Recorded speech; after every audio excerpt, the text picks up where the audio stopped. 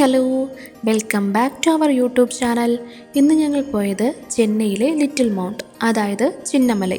അങ്ങനെ ഞങ്ങൾ little mount, ചെന്നൈയിലെ ചിന്നമല എന്ന് പറയും. നമ്മുടെ തോമാസ് ലീഹയുടെ മരണം നടക്കുന്നതിന് മുന്നേ ഇവിടെ വന്നിട്ടുണ്ട്. ഈ പള്ളിയിൽ വന്ന് പ്രാർത്ഥിച്ചിട്ടുണ്ട്, ഇവിടെ വന്ന് സ്ഥാപിച്ചിട്ടുണ്ട്. ഇതിൻ്റെ കഥ ഞാൻ നമ്മുടെ മറ്റേ സെൻറ്റ് തോമസ് മൗണ്ടിലെ ചരിത്രം ഞാൻ കഴിഞ്ഞ വർഷം ഇട്ടിരുന്നപ്പോൾ അതിൽ ഞാൻ പറഞ്ഞിട്ടുണ്ട്. അപ്പം ചെന്നൈയിൽ വരുമ്പോൾ സെൻറ്റ് തോമസുമായിട്ട് ബന്ധപ്പെട്ട് നിൽക്കുന്ന പള്ളികളിൽ 3 പള്ളികളാണ് മെയിനായിട്ട് വരുന്നത്. ഒന്ന് നമ്മുടെ സെൻറ്റ് തോമസ് മൗണ്ട്, അവിടെയാണ് തോമാസ് ലീഹ മരിക്കുന്നത്.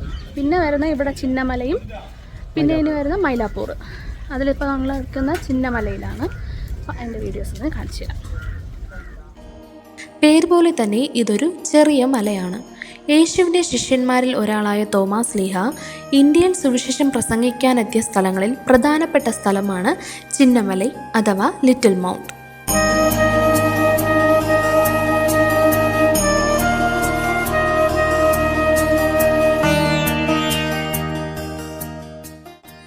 AD 52 കേരളത്തിലെത്തിയ ശേഷം അവിടെ നിന്ന് തോമാസ് ലീഹ എത്തിയത് തമിഴ്നാട്ടിലെ ചെന്നൈയിലാണ്. ഇവിടെ എത്തിയ തോമാസ് ലീഹ സുവിശേഷ പ്രഘോഷണം നടത്തുകയുണ്ടായി. അങ്ങനെ ഇദ്ദേഹത്തിൻ്റെ സുവിശേഷ പ്രഘോഷണം ഇഷ്ടപ്പെട്ട അന്നത്തെ രാജാവ് മഹാദേവനും കൂടെയുള്ളവരും മാമോദീസ സ്വീകരിച്ചു എന്ന് പറയപ്പെടുന്നു. ഈ ചിന്നമലയിൽ വെച്ചാണ് തോമാസ് ലീഹ സുവിശേഷ പ്രഘോഷണം നടത്തിയത്.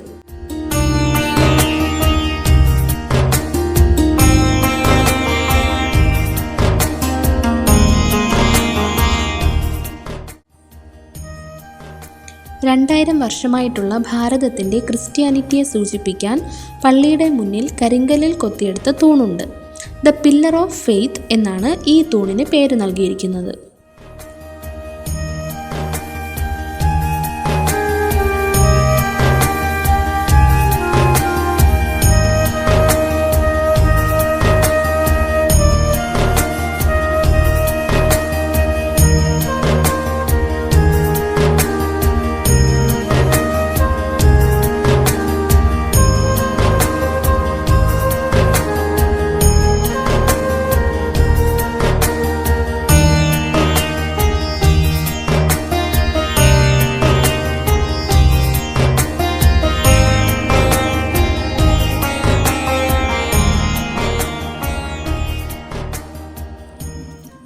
ഇവിടെ സെൻറ്റ് തോമസ് തൻ്റെ സ്വന്തം കൈകൊണ്ട് കുരിശ് പാറയിൽ കൊത്തിയെടുക്കുകയും അവിടെ നിന്ന് വിശുദ്ധ കുർബാന അർപ്പിക്കുകയും ചെയ്തു.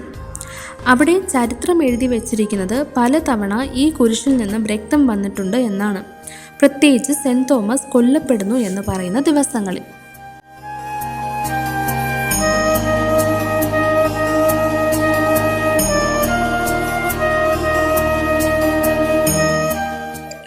തൻ്റെ സുവിശേഷം കേൾക്കാൻ വന്നവർക്ക് ദാഹിച്ചപ്പോൾ തോമസ് തൻ്റെ കയ്യിലിരുന്ന വടി ശക്തമായി ഈ പാറയിൽ അടിക്കുകയും അവിടെ ഒരു വിള്ളൽ വരികയും അതിൽ നിന്ന് വെള്ളം വന്നതായും ചരിത്രം പറയുന്നു.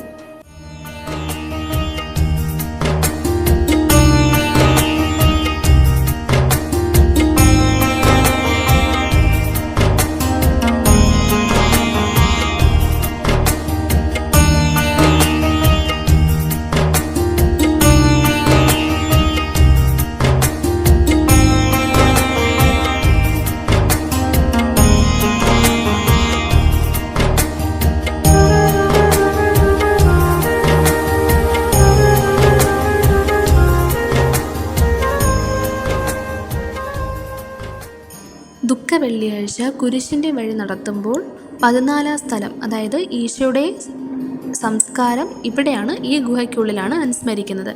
ഈ ഗുഹയ്ക്കുള്ളിൽ എപ്രകാരമാണോ യേശുവിനെ സംസ്കരിച്ചത് അത് വ്യക്തമായിട്ട് അവർ കൊടുത്തിട്ടുണ്ട്. അതുപോലെ തന്നെ ഈ ഗുഹയുടെ എൻഡിൽ യേശുവിൻ്റെ മുഖം, അതായത് യേശുവിൻ്റെ മുഖം തുണി കൊണ്ട് തുടയ്ക്കുമ്പോൾ പതിഞ്ഞ ചിത്രം ഉണ്ട്. അതുപോലെ തന്നെ യേശുവിൻ്റെ ശരീരം പൊതിയാൻ വേണ്ടി ഉപയോഗിച്ച തുണിയുടെ ചിത്രവും ഉണ്ട്.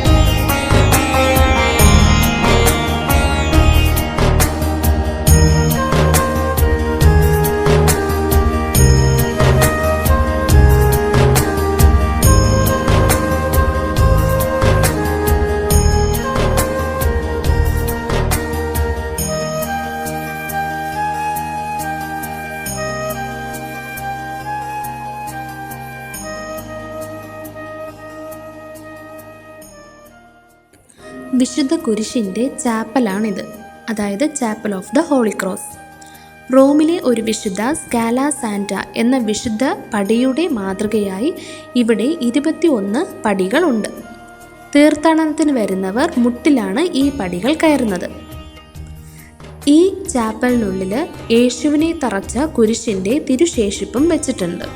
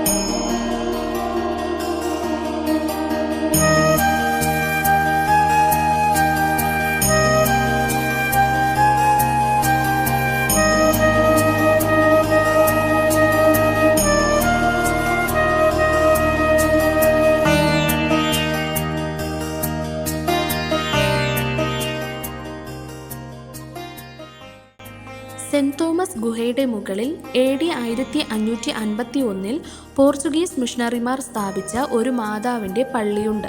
അതാണ് ഈ പള്ളി എന്ന് പറയുന്നത്. ഒരാൾക്ക് കഷ്ടിച്ച് കയറാൻ പറ്റുന്ന വീതിയെ ഈ സെൻറ് തോമസ് കേവിനുള്ളൂ. സെൻറ് തോമസ് താമസിച്ചിരുന്നതും പ്രാർത്ഥിച്ചിരുന്നതും ഈ ഗുഹയ്ക്കുള്ളിലാണ്.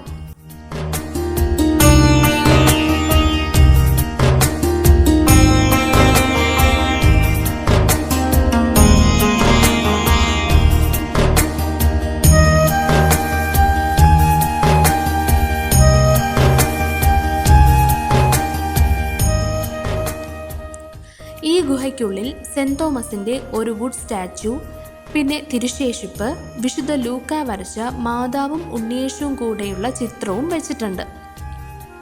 ഗുഹയുടെ സൈഡിൽ സെൻറ് തോമസിൻ്റെ കൈ, കാൽ ഇതിൻ്റെയെല്ലാം മുദ്രകളുണ്ട്. അത് അവർ റെഡ് മാർക്ക് ചെയ്തിട്ടുമുണ്ട്.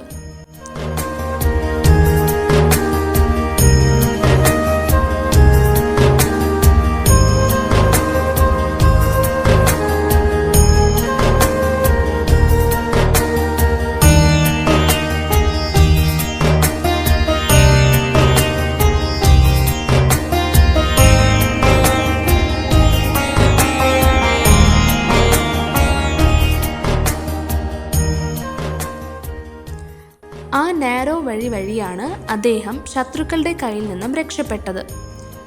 ശത്രുക്കൾ എത്തിയപ്പോൾ ഈ ഗുഹയിൽ സെൻറ് തോമസ് ഒളിച്ചിരിക്കുകയും അവിടെ നിന്ന് രക്ഷപ്പെട്ട് സെൻറ് തോമസ് മൗണ്ടിലോട്ടും പോയി.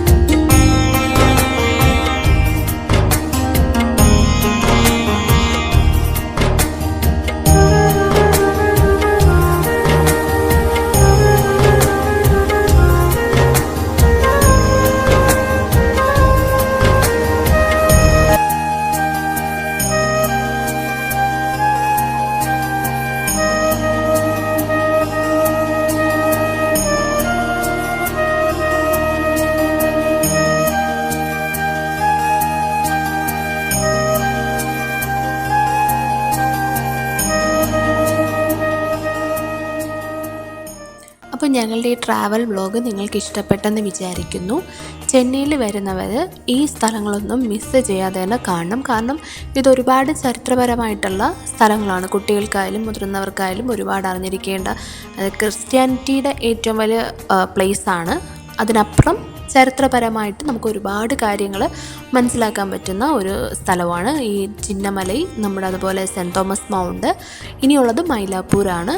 ഈ 3 പ്ലേസുമാണ് നമ്മുടെ ചെന്നൈയിലെ ഏറ്റവും ഫേമസ് ആയിട്ടുള്ള, നമ്മുടെ ക്രിസ്ത്യാനിറ്റി ബേസ് ചെയ്തിട്ടുള്ള ഏറ്റവും ഫേമസ് ആയിട്ടുള്ള പ്ലേസ്. അപ്പോൾ ഇതുപോലുള്ള വീഡിയോസുമായിട്ട് ഞങ്ങൾ ഇനിയും വരുന്നതായിരിക്കും.